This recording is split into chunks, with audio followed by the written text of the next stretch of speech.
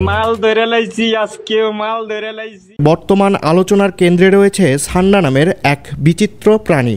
নিরীহ দেখতে এই মরুভূমির জীবটি এখন বিভিন্ন ভিডিও, মজার গল্প, হাসির পোস্ট এবং মিমের প্রধান আকর্ষণ হয়ে উঠেছে।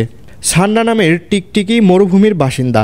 দেখতে অনেকটা গুই সাপের মতো হলেও এটা আসলে ছোট আকারের এবং এর লেজ বেশ মোটা ও খাদযুক্ত, যা সে আত্মরক্ষার কাজে ব্যবহার করে। এদের সান্ডা টিকটিকি বা কাটা লেজযুক্ত টিকটিকি নামেও চেনে অনেকেই।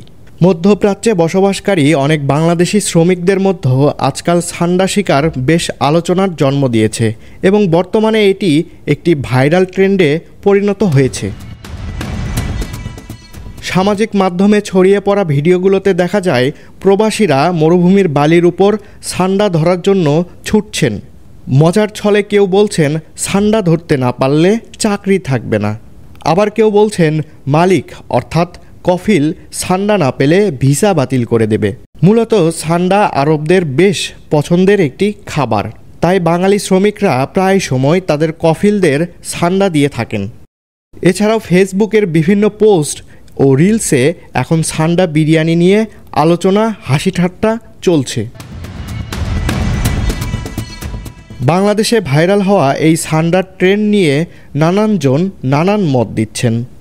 কেউ এটাকে শুধু মজার বিষয় হিসেবে দেখছেন, আবার কেউ বলছেন এটা দৃষ্টিকটু।